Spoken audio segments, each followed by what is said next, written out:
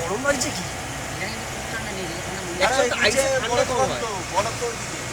ঠান্ডা নেই, পায়ের তলা যায় একটু ঠান্ডা হয়ে রয়েছে।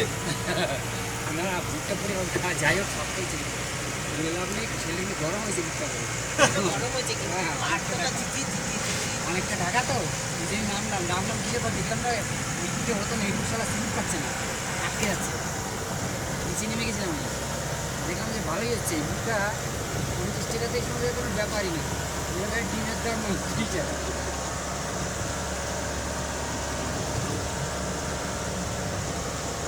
জ্যাকেটটা পরে নিতে হবে। হ্যাঁ জ্যাকেটটা দরকার, আমি প্রথমে পরে জানো চারপান এখানে পরে আছে আমার গায়ে। এই শরীর ভিতরে যদি কোনো ঠান্ডা কেন ইয়ে করে বমি করে আমাদের শীতটা হ্যাঁ বুলেট প্রুফ করে এসেছে। যদি বমি মারে তাহলে সেটা মরবো না, এখানে বরফ চাপা দিলে তুলে দিয়ে যাবো না ঠান্ডা ঠান্ডা এই জন্য আমাদের জন্য শীতকালটা ভালো। আমি এত চাপা দিয়েছি যে বরফের তারা করলেও 2 বছর পরে তুলে দেখবে যে যেমন তেমন আছে। কারণ সোয়েটারগুলো এত মোটা মোটা সব করে নিয়েছে।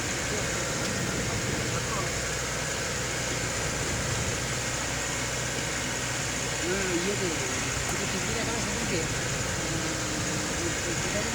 হরিদ্বার ভিতরে যে ঝড় বৃষ্টি হলো না, এক মহিলাকে পেয়েছে, সেই মহিলা ওইখানে একটা গুহার মধ্যে পড়ে গেছিল, পড়েছে সিনসলেস হয়ে গেছিলো।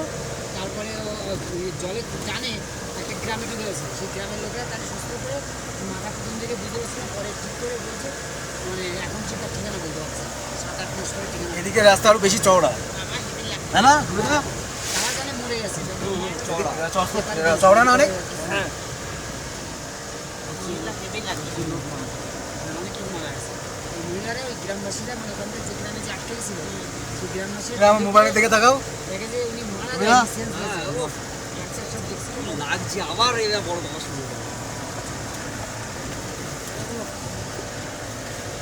তাহলে 11:24 এখন সকালবেলা সকাল 11।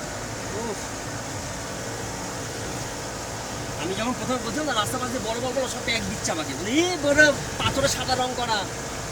হ্যাঁ ভাষাটা তুমি বলেছো। আমি তো দেখেছি বড়, তবে আমিও কিন্তু তাই দেখেছিলাম পাথরে ওই রং না না রং টাইপের আমি সাইডের বড় সাইডে একদম নিচেই জমে গেছে। নিচেই তো আমি দেখেছি অল্প অল্প দেখছি, আমি সিগনাল পেয়ে গেছি। কাশ্মীরে যখন আমি ঢুকছিলাম না এরকম দেখলাম সাইড দিয়ে, আর টাইম কলের জল না পাইপ জমে গেছে, আর জল মুখে যেটা ঝুলছিল মানে পড়ছিল সেটা বরফ হয়ে ঝুলছিল, কি দৃশ্য লাগছে। ঝুলে ঝুলে জল টপ জল এখানে কি বরফ এত পড়ে কিছু কিছু জায়গায় জলও নাকি বেরোতে চায়, জল জল তো পাইপ লাইন তো পাইপ দিয়ে বন্ধ হয়ে যাচ্ছে।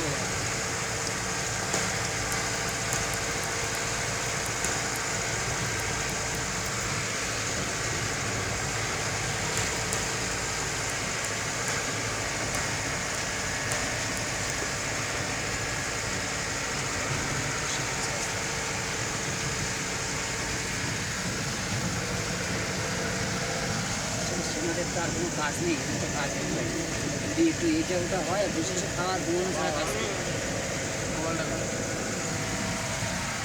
এটা তো বিড়ালগুলো, এইখানে বিড়াল ঠান্ডার বেলা ঠান্ডার বিড়াল, এই বিড়ালের নসিব ভালো, এই বিড়াল আমাদের ওখানে ফেললে বাঁচতে পারে। বলে কোথায় নিয়ে এসেছো বাবা আমাকে?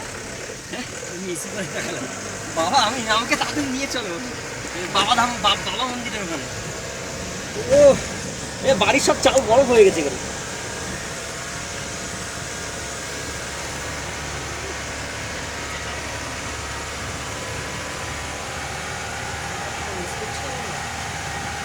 তুমি সব ভালো করে করো, আমি এই এখান থেকে তোমার এখান থেকে নেবো নিয়ে এখন দিন কোনো কোশ্চেন করে হ্যাঁ প্রতিজ্ঞাতে কোশ্চেন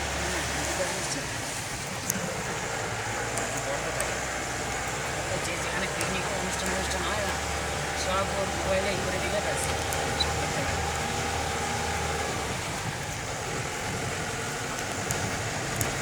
বাড়াবাড়ি অনুষ্ঠান যেখানে হচ্ছে সবসময় তো ছিল না মোবাইলে খুলে দিয়ে দেওয়া কারা এসছে না আসছে ঘুরেছে না আসছে নেট হয়ে মানে মানুষের বিরাট সুবিধা করে দিয়েছে সব জায়গায়।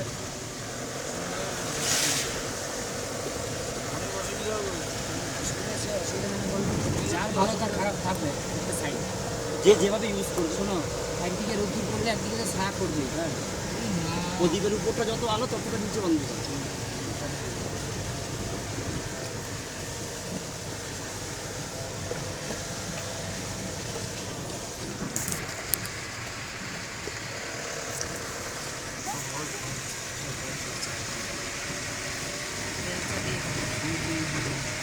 এখানে বেলচা দিয়ে সাইড করেছে সব।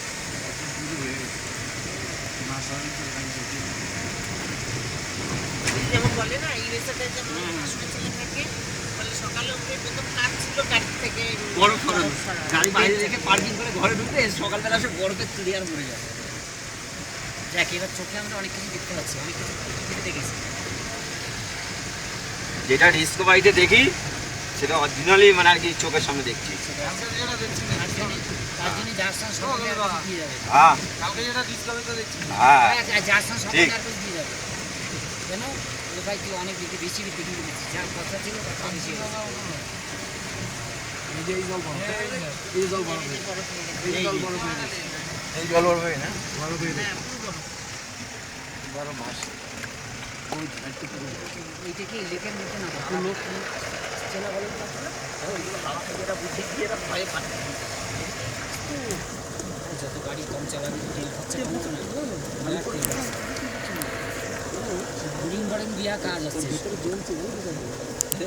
সব বুড়িং বাড়িং দিয়া কাজ। এইখানে না সব টুরিস্ট স্থানের কাজ আছে আমাদের মতো না। ভয় ভিত্তি আর বিজনেস সে কি করবি আর তো সব কাজ তো আমি বুঝেছেন বুড়িং বাড়িং দিয়ে চেনা চালায় না। ঠিক আছে কুকুরগুলো বড় হয়ে গেছে ওদের তো ওইটাই মানে আনা কই করবো?